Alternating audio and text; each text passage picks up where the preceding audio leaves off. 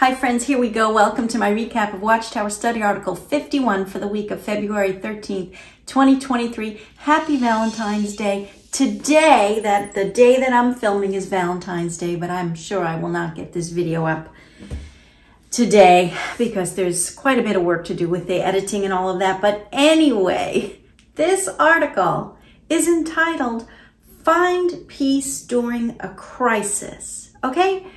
So the indoctrinated are going to look at this article and say, oh, okay, let me see how I can find peace.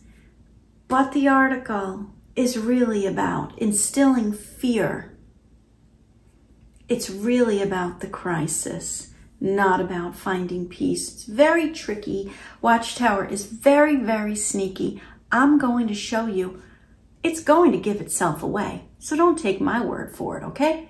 But anyway, they cite John 14:7, which says, do not let your hearts be troubled, nor let them shrink out of fear. But you know what? They forgot something. Look at the verse there. What they forgot is in bold. Peace I leave with you, my peace I give to you. Not as the world gives, give I to you. And then there which is in gold is what they cited. This verse is about the peace that Christ gives to those who follow him. Peace I leave with you. Jesus leaves it. He says it again. It's my peace, the peace of Christ. I just got distracted there for a minute because I have these birds nesting all of the time. They're nesting in this planter right outside of my window. And as I was just speaking, I saw the baby take its first flight. It was pretty awesome. Anyway, friends, let's dive into this article. All right, so here's the twist. Look at the preview. Jehovah promises to give peace to those who love him. Wait a minute. Where is this God of this organization coming from? Christ is speaking. It's his peace. Notice the rest of the preview at the bottom. When we face disease outbreaks, disasters, or persecution. Remember the children in the audience, okay? It doesn't say if we face these things. You know, when I was looking at this article, I was thinking of my family members, couple in particular who have been witnesses for 65 years. And I think of them reading this article. You wait and see. It's horrific. But the anxiety that they must be feeling when and during and after studying this article. And my thought is, in the 65 years that they've been serving this God, they've never faced any of these things that have plagued them with fear. It's awful. It's awful, the fear that they instill in their minds. And listen, when you break free of this organization, that's why you feel peace. And you feel the peace of Christ when you turn to him and learn the real truth about salvation, and that it's a free gift. It's not something we have to continually strive for. But listen, let's get back to this article. Where does John 14:27 say that Jehovah of Watchtower gives peace? And where does it say that this peace goes to those who love him? When we know, trust, and obey our Father, the peace of God can calm our anxious heart when we're facing a troubling situation. All right, here's the question. Where do these verses say anything about trusting, knowing, and obeying Jehovah of Watchtower? And where do they say anything about times of distress? Paragraph 2. Is it really possible to find the peace of God when we are faced with a crisis, such as a disease outbreak, a disaster, civil unrest, persecution? They cite John 14:27 again. Listen, I missed this thought. I just had this thought. And I missed this when I was studying this. Listen, remember in the Garden of Eden when the serpent approached Eve and he quoted scripture? But what did he say? Hath God said you shall not eat? And then it took it from there, right? This paragraph says, he's questioning John 14:27. Jesus says, do not be troubled. My peace I leave with you. Now paragraph 2 says, is it really possible to find the peace of God? And then it goes into the fear-mongering. I missed that connection when I was writing this recap, and I find it to be very profound. Look, they even talk about, you see what's underlined in red? I don't even want to say it. Paragraph 4 talks about more awful disasters. They cite Matthew 24:6, and they quote it as saying, see that you are not alarmed.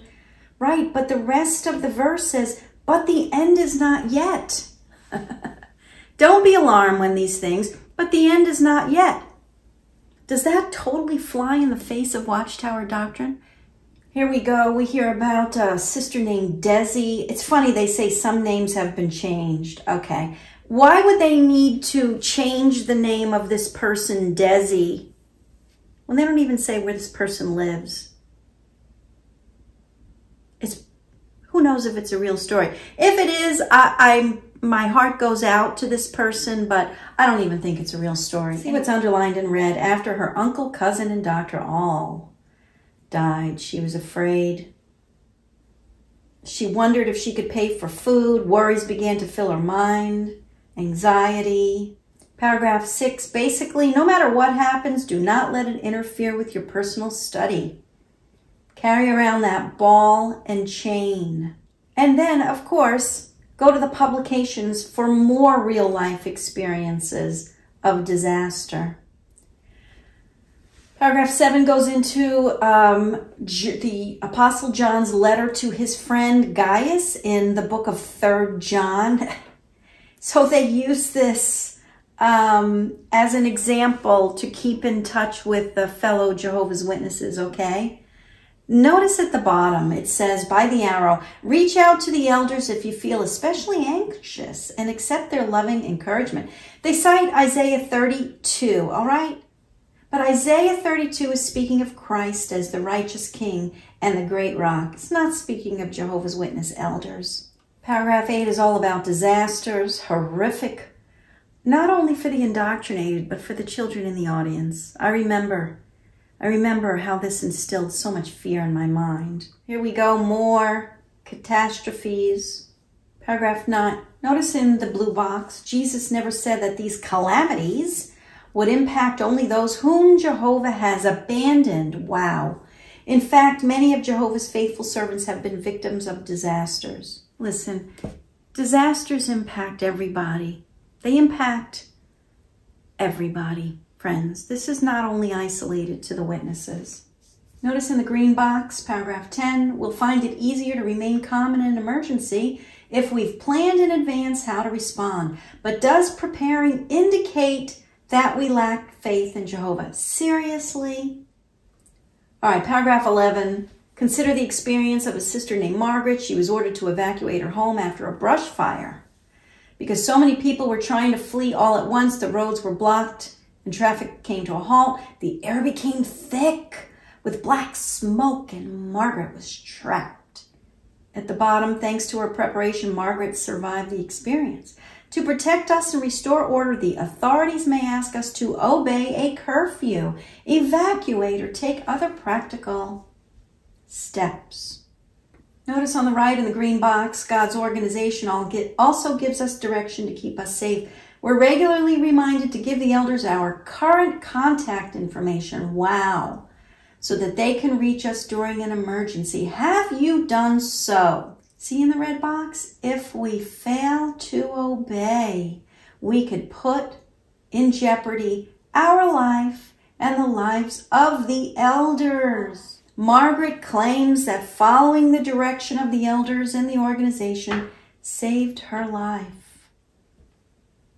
If we fail to obey, this is just so alarming. If you're displaced by look at that, look at those two words in the box.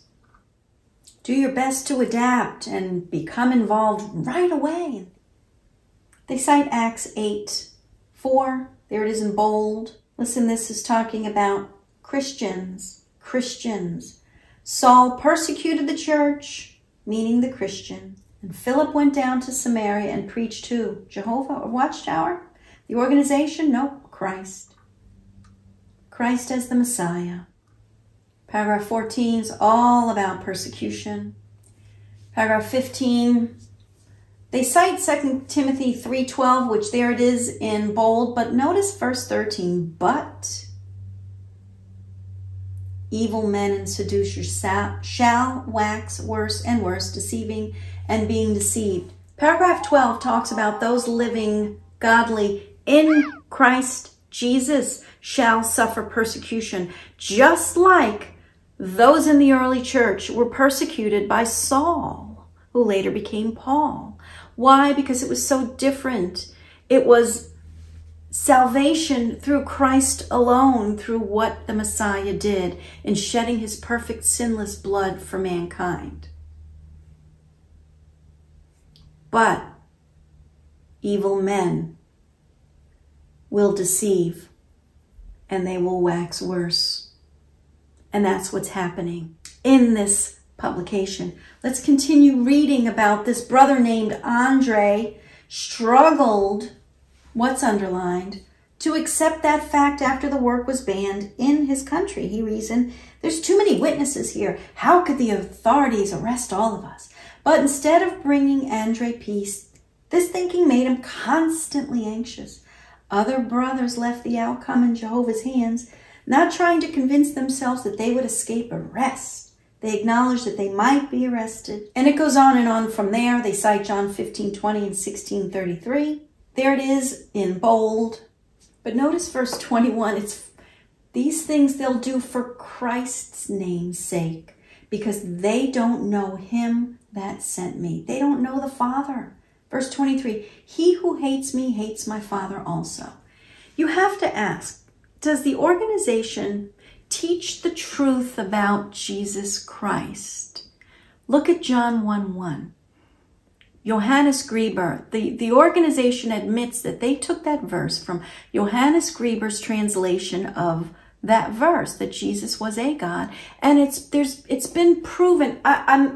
I can't prove it here, but look it up. I've done it so many times that Johannes Grieber admitted that that verse came from a spirit, a demon. His wife was a spiritist. I say this because in not preaching the truth about who Jesus Christ truly is, that means they hate him. And John 15:23 says that he that hates me hates my Father. He calls him my Father. He doesn't call him Jehovah. There's no organization in there. Anyway, let's keep going, friends. When our work is banned or greatly restricted, we may receive instructions from the branch and the elders. These are meant to protect us, to make sure that we keep receiving spiritual food, and to help us continue preaching to the extent possible. Really? Do your best to obey the direction you receive, even if you do not fully understand why it's being given. Also, never reveal information about our brothers and sisters or about congregation activities to those who are not entitled to it. This is so alarming. Really? We need to obey this instruction so that we can continue preaching when the work is banned, and obey it even when you don't fully understand it. Oh, wow. This is so alarming. When has the organization ever had the best interests of the indoctrinated in mind? When? So what I see here is, in the event of a ban, they're going to make them preach even more and be persecuted even more. That's their goal.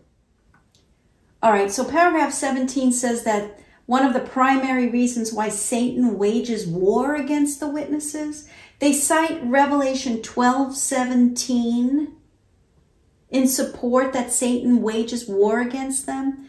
Look at it right there to the right. It says the dragon was wroth with the woman and the remnant. Move down to Revelation 12:1 and 5. A few verses earlier, it says the woman had a crown of 12 stars on her head. She brought forth a man-child who was to rule all the nations. The woman is Israel, friends. Compare that to Joseph's dream in Genesis 37 in blue, when the sun and the moon and the 11 stars bowed down to him. And Jacob asked him, shall I and your mother and your brethren come to bow down ourselves? Revelation 12 is talking about Israel, the Jews. Read Romans 11. God is not done with the Jews. The tribulation is all about Jacob's trouble. The tribulation is all about the Jews so that they can look up and accept their Messiah. They will accept Jesus as their Messiah.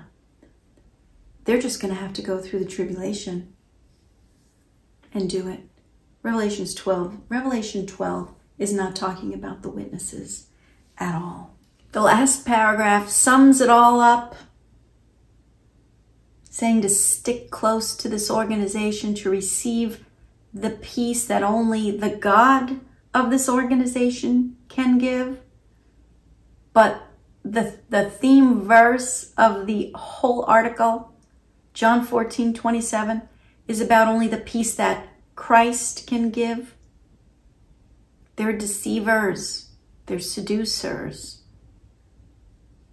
Get out. It's time to get out of this organization. Prepare yourself for whatever you need to do, friends. You know what happens when you get out.